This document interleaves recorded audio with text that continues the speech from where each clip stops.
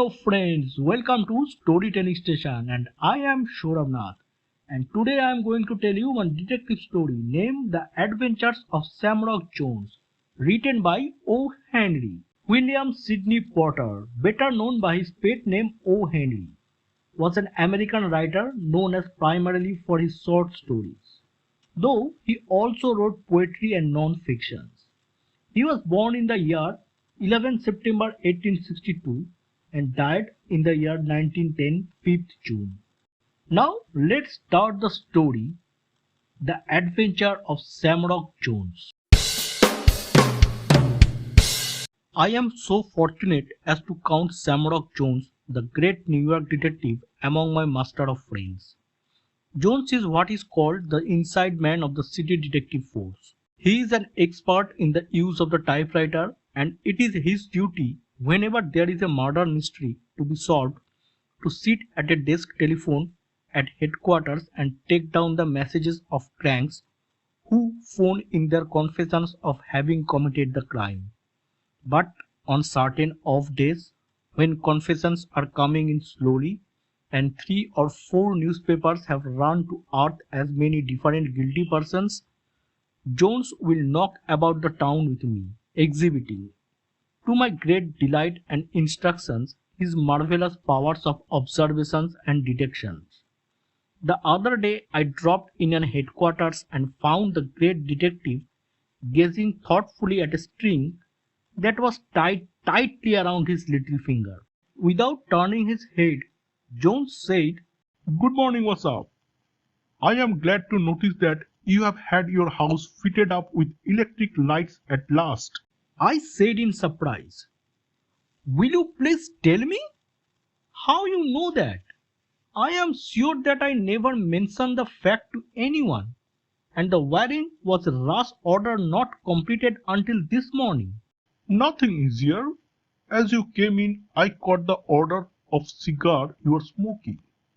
I know an expensive cigar, and I know that not more than 3 men in New York can afford to smoke cigars and pay gas bills too at the present time. That was an easy one. But I am working just now on a little problem of my own." Why have you that string on your finger? "That's the problem. My wife tied that on this morning to remind me of something I was to send up to the house. Sit down, Vasap, and excuse me for a few moments." The distinguished detective went to a wall telephone and stood with the receiver to his ear for probably 10 minutes. When he had returned to his chair, I asked him, "Were you listening to a confession?" "Perhaps. It might be called something of sort. To be frank with you, Vasap, I have cut out the dope. I have been increasing the quantity for so long that morphine doesn't have much effect on me anymore. I have got to have something more powerful. That telephone I just went to is connected with a room in the wardrobe where there is an author reading in progress. Now to get at the solution of this string." After 5 minutes of silent pondering, Jones looked at me with a smile and nodded his head. I exclaimed, "Wonderful man! Already?" "It is quite simple, you know. he said, holding up his finger. You see that knot? That is to prevent my forgetting. It is therefore a forget me not. A forget me not is a flower. It was a sack of flour that I was to send home. Beautiful. Suppose we go out for a ramble. Now let's go. There is only one case of importance on hand just now. Old man McCarthy, 104 years old, died from eating too many bananas. The evidence points so strongly to the mafia that the police have surrounded the 2nd Avenue Katzenjammer Gambria's Club number 2, and the capture of the assassin is only the matter of a few hours. The detective force has not yet been called on for the assistance." Jones and I went out and up the street toward the corner, where we were to catch a surface car. Halfway up the block, we met Rail Gilder, an acquaintance of ours, who held a city hall position. Good morning, Raingilder. Nice breakfast that was you had this morning. Always on the lookout for detectives' remarkable feats of deduction. I saw Jones's eye flash for an instant upon a long yellow splash on the shirt bosom and a smaller one upon the chin of Reingilder, both undoubtedly made by the yolk of an egg. Oh, that is some of your detectiveness. Well, I bet you drinks and cigars all round that you cannot tell what I have eaten for breakfast. Done. Sausage, pumpernickel, and a coffee. Oh, you are right. Reingilder admitted the correctness of the surmise and paid the bet. When we had proceeded on our way, I said to Jones, I thought you looked at the eggs peeled on his chin and shirt front. I did. That is where I began my deduction. Raingilder is a very economical saving man. Yesterday, eggs dropped in the market to 28 cents per dozen. Today, they are quoted at 42. Raingilder ate eggs yesterday, and today he went back to his usual fare. A little thing like this isn't anything worse up. It belongs to the primary arithmetic class.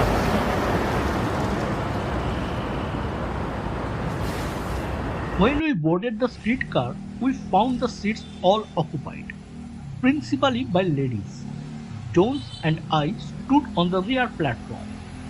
About the middle of the car, there sat an elderly man with short, grey beard who looked to be typically well-dressed New Yorker. At successive corners, other ladies climbed aboard, and soon 3 or 4 of them were standing over the man, clinging the straps and glaring meaningly at the man who occupied the coveted seat. But he resolutely retained his place. I remarked to Jones, we New Yorkers have about lost our manners, as far as the exercise of them in public goes. Perhaps so, but the man you evidently refer to happens to be a very chivalrous and courteous gentleman from old Virginia. He is spending a few days in New York with his wife and 2 daughters, and he leaves for the South tonight. You know him then? I never saw him before he stepped on the car. By the cold tooth of the witch of Endor, if you can construe all that from his appearance, you are dealing in nothing else than black art. The habit of observation, nothing more. If the old gentleman gets off the car before we do, I think I can demonstrate to you the accuracy of my deduction. 3 blocks further along, the gentleman rose to leave the car. Jones addressed him at the door and said, Pardon me, sir, but are you not Colonel Hunter of Norfolk, Virginia? No, sir. My name is Allison, Major Winfield R. Allison, from Fairfax County, in the same state. I know a good many people, sir, in Norfolk. The Goodriches, the Tollivers, the Crabtrees, sir. But I never had the pleasure of meeting your friend Colonel Hunter. I am happy to say such that I am going back to Virginia tonight, after having spent a week in your city with my wife and 3 daughters. I shall be in Norfolk in about 10 days, and if you will give me your name, such, I will take pleasure in looking up Colonel Hunter and telling him that you inquire after him, sir. Thank you. Tell him that Reynolds sent his regards, if you will be so kind. I glanced at the great New York detective and saw that a look of intense charging had come up his clear-cut features. Failure in the slightest point always gained Shamrock Jones. Did you say your 3 daughters? Yes, sir. My 3 daughters, all as fine girls as there are in Fairfax County. One moment, sir. Am I not right in believing that one of the young ladies is an adopted daughter? You are, sir. But how the devil you know it, sir? Is more than I can tell. And more than I can tell too, I said as the car went on. Jones was restored to his calm, observant serenity by having wrested victory from his apparent failure. So after we got off the car, he invited me into a cafe, promising to reveal the process of his latest wonderful feat. After we are comfortably seated, he began. In the first place, I knew the gentleman was no New Yorker because he was flushed and uneasy and restless on account of the ladies that were standing, although he did not rise and give them his seat. I decided from his appearance that he was a Southerner rather than a Westerner. Next, I began to figure out his reason for not relinquishing his seat to a lady when he evidently felt strongly but not overpoweringly impelled to do so. I very quickly decided upon that. I noticed that one of his eyes had received a severe jab in one corner, which was red and inflamed, and that all over his face were tiny round marks about the size of the end of an uncut lead pencil. Also, upon both of his patent leather shoes were a number of deep imprints shaped like ovals cut off square at one end. Now, there is only one district in New York City where a man is bound to receive scars and wounds and indentations of that sort, and that is along the sidewalks of 23rd Street and a portion of 6th Avenue south of there. I knew from the imprints of trampling French heels on his feet and the marks of countless jabs in the face from umbrellas and parasols carried by women in the shopping district that he had been in conflict with the Amazonian troops. And as he was a man of intelligent appearance, I knew he would not have braved such dangers unless he had been dragged thither by his own womenfolk. Therefore, when he got on the car, his anger at the treatment he had received was sufficient to make him keep his seat in spite of his traditions of Southern chivalry. That is very well. But why did you insist upon daughters, and especially two daughters? Why could not a wife alone have taken him shopping? There had to be daughters. If he had only a wife, and she near his own age, he could have bluffed her into going alone.